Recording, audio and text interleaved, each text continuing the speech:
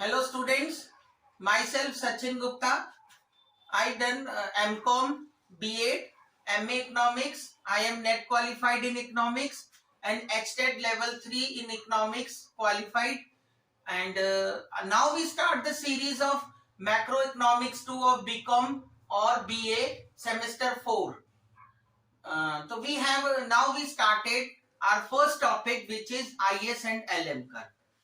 ठीक है स्टूडेंट्स, तो we started the topic IS and LM curve. IS and LM curve is given by the Hicks, and the economics said that we have two market, goods market and money market. So we need a single equilibrium which is same for the goods market as well as for the money market. के economics के according के हमारे पास दो बाजार होते हैं, एक वस्तु बाजार जिसको हम गुड्स मार्केट कहते हैं और मनी बाजार यानी मुद्रा बाजार. ठीक है, तो we have a single equilibrium, we need a single equilibrium which is same for the goods and money market. So the economics drive the concept of IS and LM curve. IS curve is a curve which shows the combination of rate of interest and level of income in goods market. कि IS वक्र वो वक्र है जो वस्तु बाजार में ब्याज की दर और आय के विभिन्न स्तरों को प्रदर्शित करता है. LM curve for money market. LM curve shows the combination of rate of interest and level of income in money market. LM curve वो कर्व है जो मुद्रा बाजार में ब्याज के विभिन्न स्तरों पर आय का स्तर प्रदर्शित करता है. तो first we start the derivation of IS curve. Derivation of IS curve. Derivation of IS curve, और हिंदी में कहते हैं इसको IS वक्र की उत्पत्ति. Derivation of IS curve. तो IS curve is a curve which shows the combination of rate of interest and level of income in goods market. IS वक्र वो वक्र है जो वस्तु बाजार में ब्याज के विभिन्न स्तरों पर आय के विभिन्न स्तर को प्रदर्शित करता है. ठीक है, तो first we discuss some basic concept. First, there is an inverse relationship between investment in rate of interest. निवेश और ब्याज की दर में विपरीत संबंध होता है and it is denoted by I is equal to F1/R. तो it means investment is inversely related with rate of interest, and next at equilibrium saving is equal to investment, or we can say in the economy saving is equal to always investment. Third one, saving is the positive function of income. कि बचत, saving means बचत is the positive function of income, कि जो बचत है वो आय से धनात्मक संबंधित होता है. Saving is positively related with level of income. As income increases, saving also increases. कि जैसे जैसे इनकम बढ़ती है, सेविंग यानी बचत भी बढ़ती जाएगी. So now we discuss. देखो, first if we show the relation between rate of interest, and here we write rate of interest and investment inversely related. Saving और इन्वेस्टमेंट इक्वल होते हैं, तो ये डायग्राम इस तरीके से जाएगा. देन सेविंग जो होती है हमारी पहले नेगेटिव होती है फिर पॉजिटिव जाती है.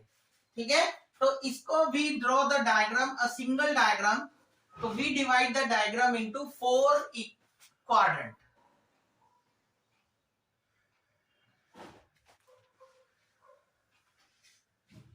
Derivation of IS curve. We divide the diagram 4 part or 4 quadrant. Quadrant 1, 2, 3 and 4. In first quadrant we show the in first quadrant we show the relation rate of interest and investment which is inversely related, तो ये इस तरीके से जाएगा. In the economy saving is equal to investment, तो in second quadrant we show saving and investment equal to.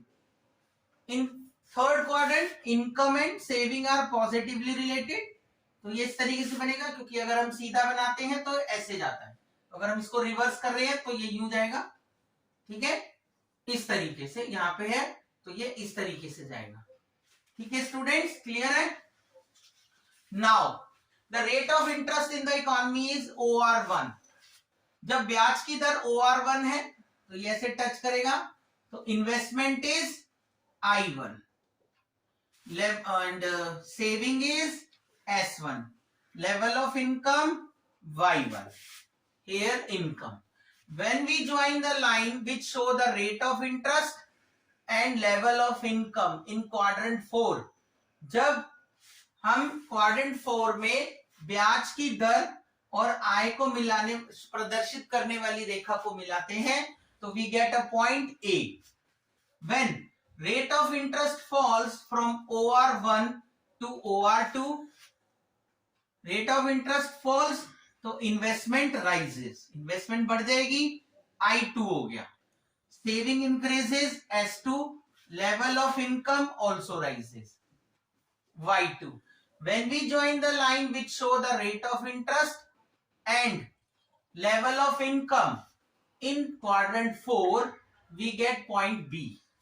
जब quadrant 4 में ब्याज की दर और आय के स्तर को प्रदर्शित करने वाली रेखा मिलाई जाती है तो उससे हमें एक पॉइंट बी प्राप्त हुआ. तो by joining the point A and B we draw a curve which is IS curve which shows the combination of rate of interest and level of income in goods market. तो this is the IS curve. तो IS वक्र वो वक्र है जो वस्तु बाजार में ब्याज की दर और आय के स्तर को प्रदर्शित करता है. ठीक है, तो this is the derivation of IS curve. Students please subscribe my channel, like the videos, comment on it and share my videos, and that will be very inspirable for me also, and so that I will prepare more useful videos for the students. And now we discuss about the derivation of LM curve. Derivation of LM curve. LM curve is a curve which shows the combination of rate of interest and level of income in the money market. LM वक्र वो वक्र है जो मुद्रा बाजार में ब्याज की दर और आय के विभिन्न स्तरों को प्रदर्शित करता है. LM वक्र की उत्पत्ति. तो फर्स्ट वी डिस्कस, तो in the economy money supply equal to money demand. Money supply is done by the central bank and money demand is divided into two parts, money demand for speculation and money demand for transaction. के अर्थव्यवस्था में मौद्रिक संतुलन वहां पर आता है जहां पर मुद्रा की मांग मनी सप्लाई और मुद्रा की पूर्ति मनी डिमांड इक्वल होती है. और मनी डिमांड जो होती है that is the sum of money demand for speculation, मुद्रा की मांग सट्टेबाजी के लिए, मनी डिमांड फॉर ट्रांजैक्शन, मुद्रा की मांग लेन देन के लिए. And money supply is done by the monetary authority of the country, that mean central bank. कि मुद्रा की पूर्ति जो है वो केंद्रीय बैंक करता है. और money demand for speculation and rate of interest is inversely related. Rate of interest on saving, rate of interest on saving. ठीक है, इन द इकोनॉमी जो money demand for speculation and rate of interest on saving is inversely related. ठीक है, and money demand for speculation and money demand for transaction. If the total money is used for speculation, तो money demand for transaction will be zero. If money demand for transaction, all the money use for transaction, तो money demand for speculation would be zero. Okay students, and now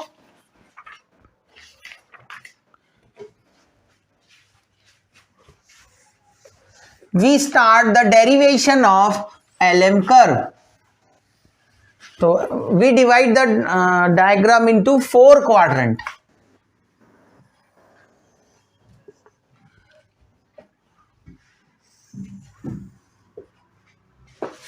Quadrant 1, 2, 3 and 4.